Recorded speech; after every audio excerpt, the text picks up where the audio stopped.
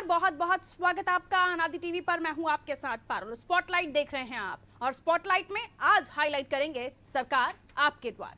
सरकार की नीति, सरकार की योजनाएं, जनता की समस्याओं को दूर करना, सरकार की मंशा के अनुरूप काम करना, इन सबको धरातल पर उतारने का दायित्व अफसरों का, ब्यूरोक्रेसी का होता है। लेकिन जब मंत्री ही इन सारे कामों को करने लग जाएं तो सवाल उठना लाजमी है कि आखिर मंत्री खुद क्यों ग्राउंड जीरो पर जा रहे हैं और जाएंगे और विकास कार्यों का, सरकार के कामों का, योजनाओं का फीडबैक खुद लेंगे। क्या सरकार को अफसरों पर भरोसा नहीं है? क्या अफसर विभाग को सही रिपोर्ट नहीं दे रहे हैं, मंत्री को सही जानकारी नहीं दे रहे हैं? और अगर इन सवालों का जवाब ना है तो फिर पूछा तो ये भी जाएगा कि बीजेपी 2024 के लिए सियासी जमीन अभी से मजबूत कर रही है, जिसके तहत मंत्रियों को दलित और मलिन बस्ती में सहभोज करने के लिए भी कहा गया है। तो करेंगे इसी मुद्दे पर चर्चा। उससे पहले आप ये रिपोर्ट देखिए।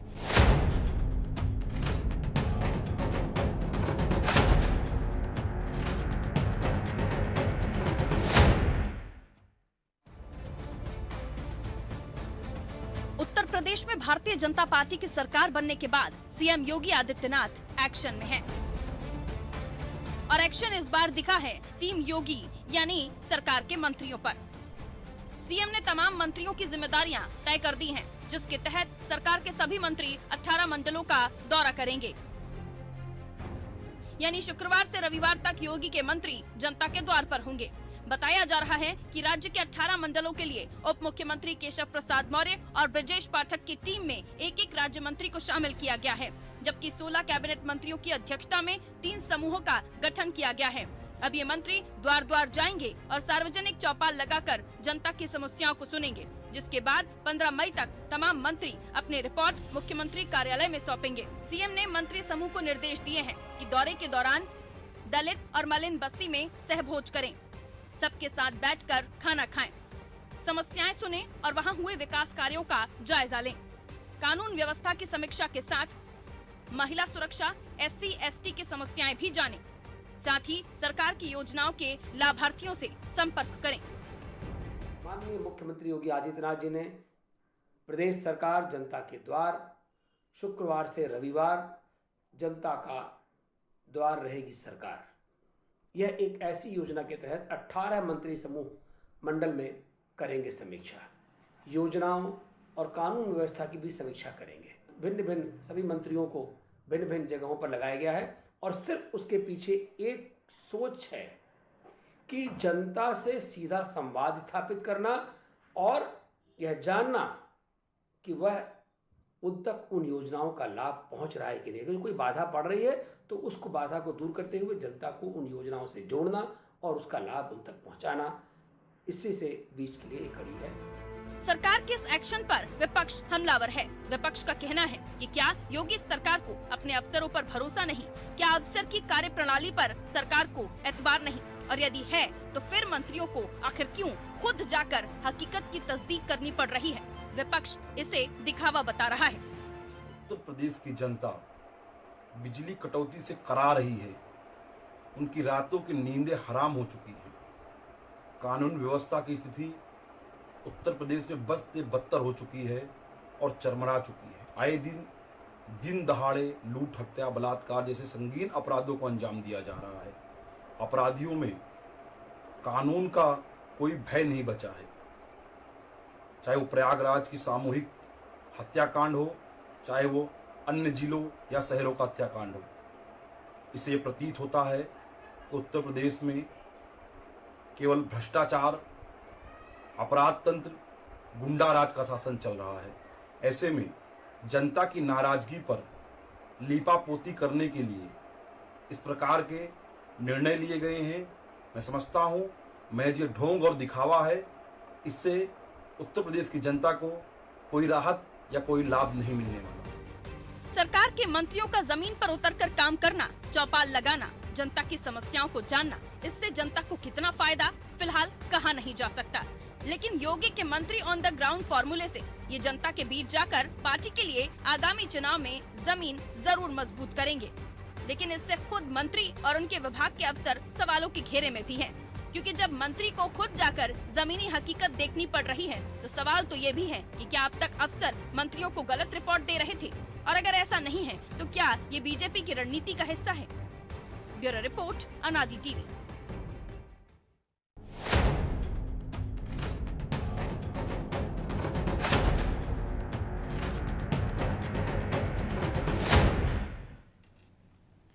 तो साफ है, सरकार के 54 मंत्री 18 मंडलों में 3 दिन बिताने वाले हैं और इन 3 दिनों में वो वहां समझेंगे कि विकास किस तरह से हो रहा है, धरातल पर सरकार की योजनाएं पहुंच रही हैं, वो लाभार्थियों से भी बात करेंगे। और ये सब करने के लिए मंत्री खुद ग्राउंड जीरो पर पहुंच रहे हैं, यानी मंत्री ऑन द ग्राउंड। लेकिन इससे कितना फायदा बीजेपी को मिलने वाला है या जनता को मिलने वाला है, ये तो समय के साथ पता चल ही जाएगा।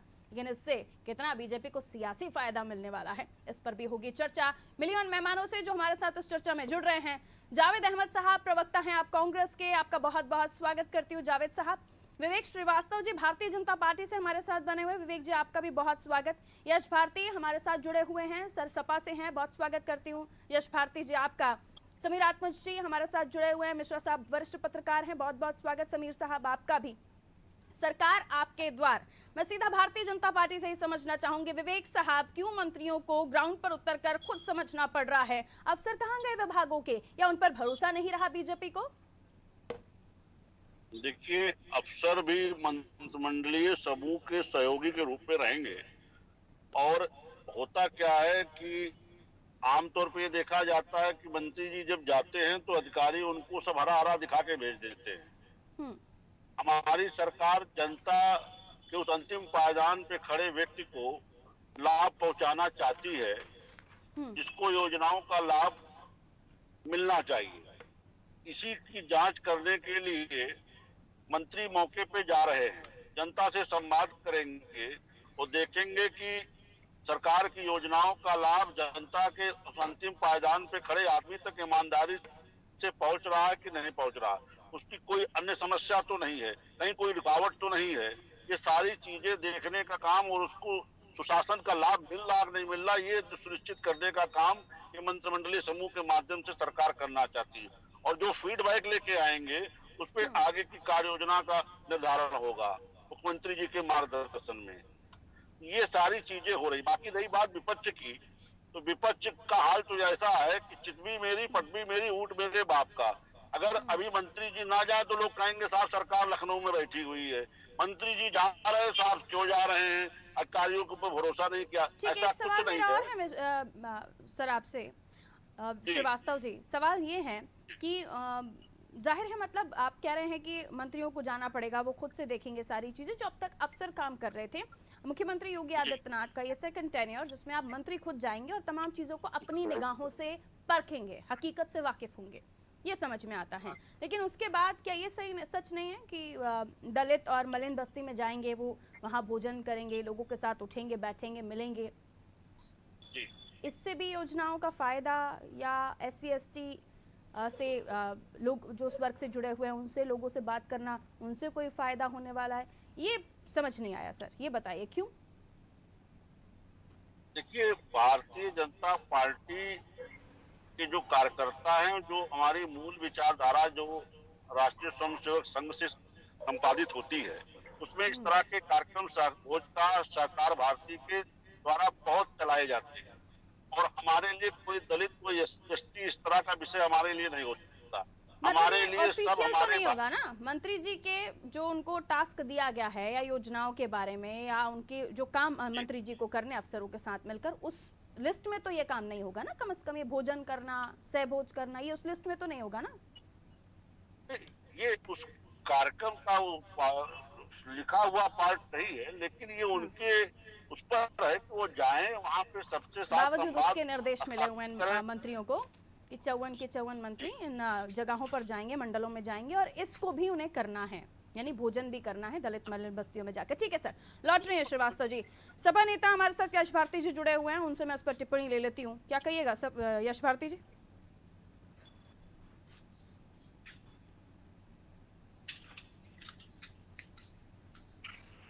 यश भारती जी, आ रही आप कहिए सर। जी देखिए, सबसे पहले तो भारतीय जनता पार्टी के साथी ने ये बात स्पष्ट कर दी है कि अधिकारी इनकी सरकार के ऊपर कितने हावी हैं कि जब मंत्री जाते हैं तो उनको सब कुछ हरा हरा दिखा दिया जाता है। यानी मंत्री जी जो जाते हैं वो सावन के अंधे बन के जाते हैं, उनको हरा हरा दिखा दिया जाता है, वो हरा हरा देख के चले आते हैं। खुद का उनका कोई विवेक होता नहीं है, अधिकारियों पे से ज्यादा आश्रित होते हैं, जनता से उनका कोई जुड़ाव नहीं होता है और ये अपने अपने काम कर रहे हैं उसी तरीके से। एक बात भारतीय जनता पार्टी के साथ ही नहीं, हमारा इसमें कहना ये है कि स्वयं योगी जी, जब योगी पार्ट 1 की सरकार चल रही थी, योगी पार्ट 2 की सरकार चल रही है, योगी पार्ट 1 में स्वयं अपने संसदीय क्षेत्र का जिसका लंबे समय तक प्रतिनिधित्व करते थे गोरखपुर में, गोरखपुर मेडिकल कॉलेज में अस्पताल के अंदर इंस्पेक्शन करके आते हैं और 2 दिन बाद एक बड़ी घटना हो जाती है जिसमें तमाम बच्चे खत्म हो जाते हैं, ऑक्सीजन की बड़ी कमी रहती है, तब कोविड काल भी नहीं चल रहा होता है।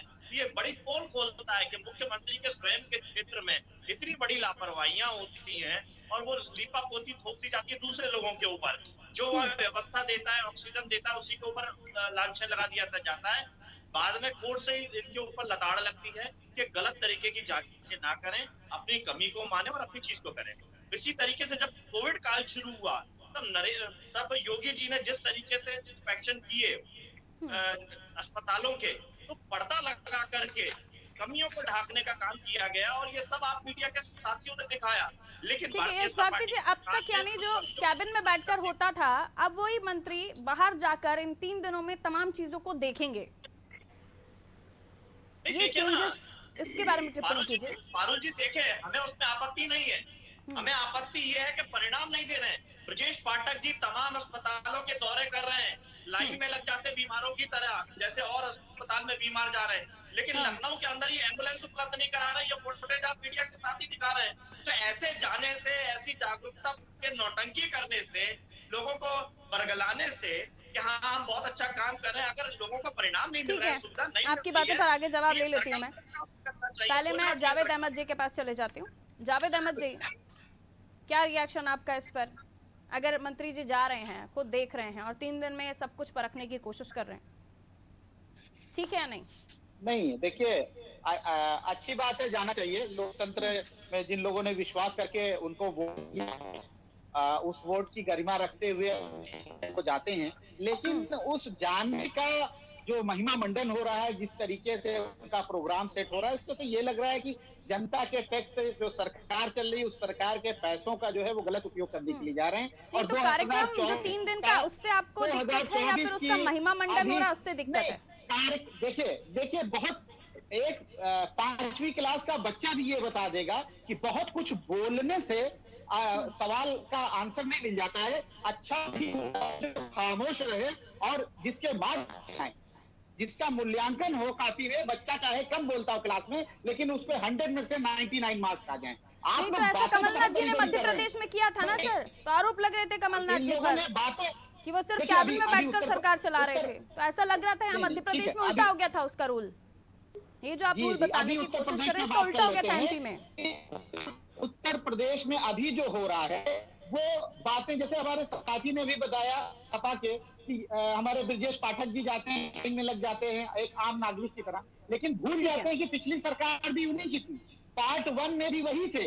आज आदित्य योगी नाथ जी के मंत्री ये भूल जाते हैं कि पिछली भी सरकार उन्हीं की थी। समीर साहब अपनी सरकार से ही सवाल पूछने लगते हैं। ठीक है समीर साहब, आप तमाम लोगों की बातें सुन रहे हैं। ब्रजेश पाठक जी जाते हैं, वो हॉस्पिटल में जाके व्यवस्थाओं को देखते हैं और उसे दुरुस्त करने की बात करते हैं, ये सच है, जबकि पहला टेन्योर भी उन्हीं का ही था, अब ये सेकंड टेन्योर है इस पार्टी का। और दूसरी चीज ये कि क्या जरूरत है कि मंत्री जाएं 3 दिन 18 मंडलों में दौरे करें और वहां विकास कार्यों को देखें, अधिकारियों को साथ लेकर जाएं? क्या वाकई अधिकारी हरा हरा दिखा रहे थे अब तक, जो बंद आंखों से देख रहे थे विभाग में बैठे हुए मंत्री? देखिए, इसमें तो कोई संदेह नहीं है कि अधिकारी तो हरा हरा ही दिखाते हैं, इसीलिए मंत्रियों को या सरकार को कहा जाता है कि वो मीडिया को भी देखे, लेकिन दुर्भाग्य है कि आजकल मीडिया भी ज्यादातर हरा हरा ही दिखाता है। लेकिन उसके साथ ये भी जो सवाल विपक्षी नेता लोग उठा रहे हैं, और ये मैं बताऊं कि अगर ये जा रहे हैं तो इसमें ये बहुत अच्छी बात है, इसमें ये मुद्दा नहीं उठाना चाहिए कि उनको अपने अधिकारियों पर भरोसा नहीं है। बिल्कुल भरोसा है, लेकिन फिर भी संदेह की गुंजाइश तो रहती है। और ऐसा नहीं कि हम हर समय अधिकारी सारी अच्छी खबरें ही दें। दूसरे एक होता है कि एक मॉरल प्रेशर भी रहता है, उनको ये रहता है कि हाँ, अगर हर हफ्ते या मान लीजिए हर महीने इस तरीके से मंत्रियों के दौरे हो रहे हैं, तो कितना हरा हरा दिखाएंगे। कुछ न कुछ अगर मंत्री चाहेगा कि वो वास्तविकता देखे, तो उस हरे हरे में भी वो तमाम जो कालिमा है वो ढूंढ ही लेगा। ये बात अलग है कि वहां जाने पर भी अगर वो अधिकारियों का दिखाया हुआ ही देख करके चले आते हैं तो शायद कुछ बात ना बने। लेकिन जो स्वास्थ्य मंत्री अभी डिप्टी सीएम ब्रजेश पाठक ने जो अभियान चलाया है, तो उसका कुछ न कुछ तो असर पड़ ही रहा है। ये बात अलग है कि वो कई जगह गए और चूंकि उनके पास बहुत सारे काम रहते हैं, तो पूरे 5 साल वो यही नहीं करते रहेंगे कि अस्पताल की लाइन में खड़े हो जाएंगे और आईसीयू देखने चले जाएंगे। लेकिन अगर इस तरह से उन्होंने शुरुआत की है और अधिकारियों पर या अस्पतालों पर या इसी तरीके से दूसरे विभागों में अगर ये डर बना रहेगा कि मंत्री कभी भी जांच कर सकते हैं, वहां रैंडमली आ सकते हैं, देख सकते हैं, तो कुछ न कुछ तो प्रभाव उस पर पड़ेगा। लेकिन ये भी देखने वाली बात होगी कि ये कितने दिन चलेगा। नई नई सरकार है, सबको 100 दिन का एक टारगेट मिला हुआ है, नई नई योजनाएं बनाई जा रही हैं। हम लोगों ने देखा था कि किस तरीके से जब पिछली सरकार यही सरकार थी और कैसे 2-3 चीजें इन्होंने लागू की थी कि एक एंटी रोमियो स्क्वाड शुरू किया था और भी कुछ चीजें की थी। तो शुरुआत में ऐसा लगा कि जैसे बिल्कुल सारी चीजें ठीक हो जाएंगी, महीने 2 महीने के बाद सारी चीजें ठप हो गई, कहीं कोई स्क्वाड नहीं दिखाई पड़ा और कितने सारे अपराध इस तरीके से हुए, जघन्य अपराध हुए और अभी भी हो रहे हैं, वो बंद नहीं हो पाए। तो कहने का मतलब ये है कि अगर इस चीज को नियमित रखा जाए और लगातार ये दौरे होते रहे तो असर जरूर पड़ेगा, क्योंकि अक्सर ये देखा गया है कि जो नीतियों को इम्प्लीमेंट करने वाले, लागू करने वाले अधिकारी होते हैं, कहीं न कहीं वो बहुत सारे लूप होल्स होते हैं, कमियां छोड़ देते हैं, उसकी वजह चाहे जो, और सीधे तौर पर उन अगर कमियों को खोज पाएंगे क्या श्रीवास्तव जी? क्या हरा हरा दिखाने वाले जो अधिकारी थे उनको 5 साल लग गए समझने में मंत्रियों को या आपकी सरकार को कि ये हरा हरा दिखा रहे थे और जमीन पर अब उतरना चाहिए? एक बात। दूसरा, इन तमाम चीजों से कितना फर्क पड़ने वाला है, क्योंकि ब्रजेश जी गए, लाइन में लगे और पता चलता है कि दूसरी जगह पर सिलेंडर उपलब्ध नहीं हो पा रहा है। और क्या जो तमाम मिनिस्टर्स हैं, क्योंकि ये अधिकारी बहुत अच्छे वेल एजुकेटेड हैं, IAS IPS ऑफिसर्स हैं, तो ये उन चीज़ों को, उन लूप होल्स को पकड़ पाना, मंत्री जी उनके उतने एक्सपर्ट होंगे उस डिपार्टमेंट के? कई बार ये भी होता है ना कि हम देखते हैं कि पहली बार मंत्री बने, आधा समय तो उनको विभाग का काम समझने में ही लग जाता है। श्रीवास्तव जी, हरा हरा इस बार तो नहीं दिखेगा? आपको याद होगा हम लोगों ने पिछली बार भी मंत्री जी लोगों की एक मैनेजमेंट की ट्रेनिंग कराई थी IIM लखनऊ में, और उस तरह की ट्रेनिंग इस बार भी होगी जी। अब रही बात अधिकारियों के द्वारा, तो यदि मंत्री जी उस अधिकारियों के उस हरी चादर को के पार देख करके जनता का फीडबैक लेके आ रहे हैं, तो इसकी पूरी कवायद की सराहना की जानी चाहिए। और जहाँ कहीं कोई कमी रह जाएगी तो उसको देखने के लिए मुख्यमंत्री जी स्वयं पूरी प्रक्रिया का, पूरी योजना का सुपरविजन कर रहे हैं, और ये सारे फीडबैक उनके पास तक आने हैं। उन्हीं के दिशा निर्देश में इसमें आगे की कार्य योजना तैयार हो रही है। 100 दिन का टास्क दिया गया, 6 महीने का टास्क दिया गया और फिर साल भर का टास्क दिया गया है। इसमें मंत्री जी लोगों को खुद ही सारी चीजों की रूपरेखा प्रस्तुत करनी है, उन्हीं की जिम्मेदारी है। अब जैसे ब्रजेश जी जो कार्यक्रम कर रहे हैं अपना, जिस तरह से उस सालों में और PSC और CSC में दौरा कर रहे हैं, उसका एक लाभ तो ये है कि कम से कम कर्मचारियों के ऊपर मनोवैज्ञानिक दबाव तो ये बना हुआ है कि नहीं साहब मंत्री जी यहाँ देखने आ सकते हैं, सरकार यहाँ दौरा कर रही है। तो सरकार ये शुरुआती जोश तो नहीं है आपके मंत्रियों का? शुरुआती जोश तो नहीं है? अभी जैसे कि हमारे मित्र ने एंटी रोमियो स्क्वाड की बात की थी, तो पिछली बार एंटी रोमियो स्क्वाड हम लोगों ने चलाया, लेकिन उसमें विपक्ष ने इतना विधवा विलाप किया। उसमें रंजीता रंजन जी ने, जो कांग्रेस की उस समय सांसद थी, उनका संसद में बयान देख लिए किस तरह से वो रो रही थी उसको एंटी रोमियो स्क्वाड को लेकर के। लेकिन आपकी सरकार इतने सारे ऐसे मुद्दे होते हैं जिस पर कई बार तो विपक्ष की बात होती नहीं है पूरी, और आपका जो, आपको अगर कानून में बदलाव करना है, धारा 370 का खत्म होना, ये सारी चीजें बदलाव आपकी सरकार ने की। तो अगर कोई ये रोमियो स्क्वाड जैसी चीज अगर इम्पोर्टेंट थी तो उसे लागू रहने देना चाहिए था। मैं उसी पे आ रहा हूँ। इस बार हम लोगों को चुनाव के दौरान जो महिलाओं से फीडबैक मिला एंटी रोमियो स्क्वाड के बारे में, मेरी कुछ यहाँ जानने वाली एक महिलाएं हैं, उन्होंने कहा कि एंटी रोमियो स्क्वाड आप लोगों ने बंद क्यों कर दिया। आपने देखा होगा कि इस बार सरकार बनते ही नवदुर्गों में हम लोगों ने शक्ति मिशन के तहत सबसे पहले एंटी रोमियो स्क्वाड को ही पुनः लागू किया। ठीक है, तो ऐसा नहीं है, सरकार ठीक है, योजनाओं सवाल तो उठेंगे ना कि बीजेपी उस पे काम कर रही है। अगर कोई विरोध कर रही है पार्टी और अगर वो जनता के लिए ठीक है तो उस मामले में बैकफुट पर आ जाएगी, क्योंकि विपक्षी पार्टियां विरोध कर रही हैं और वह जनता के लिए आप ठीक भी समझ रहे थे, तो ये बातें फिर होंगी ना सर।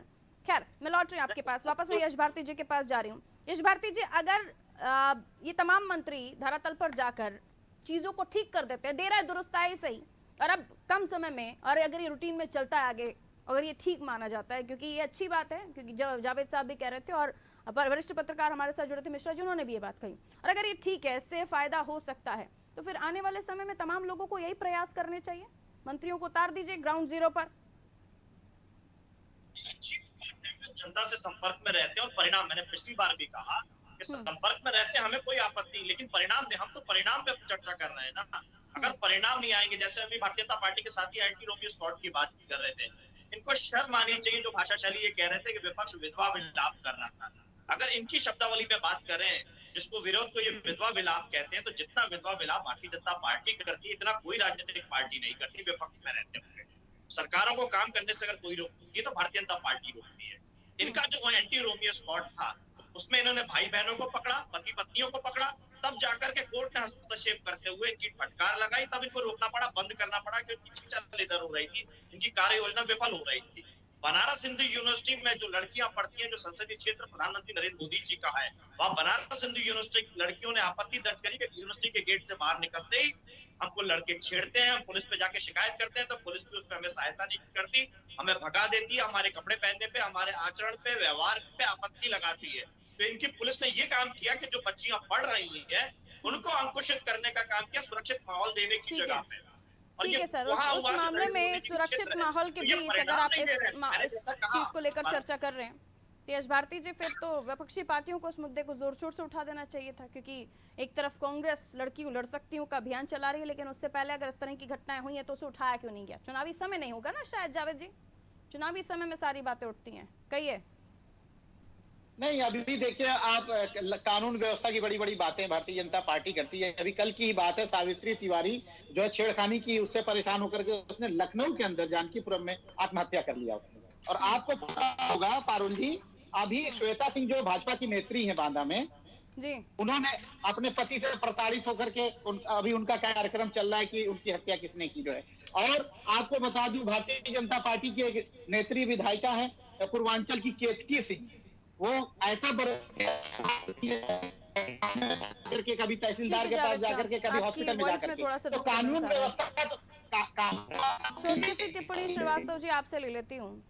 ये शिकायतें हैं सर तमाम जगहों पर, और अलग अलग विभाग से जुड़ी हुई शिकायतें हैं कानून व्यवस्था को लेकर भी, जिसकी समीक्षा आपके मंत्री भी करेंगे जाकर। तो इसका सिला मिले तो बहुत अच्छा है सर, और सिला ना मिले तो फिर ये इवेंट ही कहलाएगा, जैसे कि विपक्षी पार्टियां कहती भी हैं। देखिए, अधिकारी काम अच्छा कर रहे हैं, लेकिन अधिकारी ही अगर अपना काम ईमानदारी मत लीजिए ना। अभी आप बोल रहे थे अधिकारी हरा हरा दिखा रहे हैं, अब आप कह रहे अधिकारी अच्छा काम कर रहे हैं, तो अधिकारी हरा हरा दिखाए वो अच्छा काम कैसे कर सकता है? मेरी बात सुन लीजिए, मेरी बात को कंप्लीट सुन लीजिएगा, आप मेरी बात समझ जाएंगी। अधिकारी काम अच्छा कर रहे हैं, लेकिन अधिकारी अगर काम अपना पूरी तरह ईमानदारी से ही करे तो फिर उनको जनप्रतिनिधि की आवश्यकता क्या? जनता को उसी अधिकारियों के कार्य की निगरानी के लिए जनप्रतिनिधियों की आवश्यकता है, मंत्री जी की आवश्यकता है, सरकार की आवश्यकता है।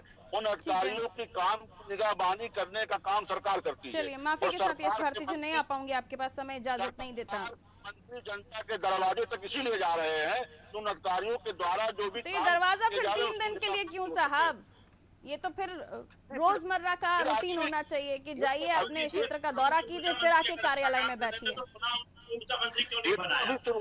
शुरुआती दौरे जो किया गया है, आगे फिर जाएंगे, ऐसा थोड़ी कि केवल 3 दिन चलिए, जाके तो रिपोर्ट सरकार क्या सौंपते हैं मिनिस्टर्स योगी गवर्नमेंट के, ये देखना होगा। बहुत बहुत शुक्रिया आप तीनों का हमारे साथ जुड़ने के लिए। मिश्रा जी भी हमारे साथ वरिष्ठ पत्रकार जुड़े हो, तो उनका भी शुक्रिया हमें समय देने के लिए। तो सरकार अब आपके द्वार, यानी तमाम मंत्री 18 मंडलों में, 54 मंत्री 18 मंडलों में पहुंचेंगे, जनता से बात करेंगे, कामकाजों की बात होगी, सरकार की योजनाओं की बात होगी, लाभार्थियों की बात होगी, और भोजन का कार्यक्रम भी है, वो भी दलित लोगों के साथ, दलित वर्ग के लोगों के साथ। अभी कितना फायदेमंद होने वाला है सियासी लिहाज से पता नहीं, लेकिन मंत्री पहुंचेंगे तो अधिकारियों में कितना खौफ होगा, क्योंकि अब तक तो दिखा रहे थे अधिकारी हरा हरा, और अब क्या पिक्चर क्लीन दिखने लगेगी, क्लियर दिखने लगेगी इन मंत्रियों को, और उसके बाद बदलाव होंगे।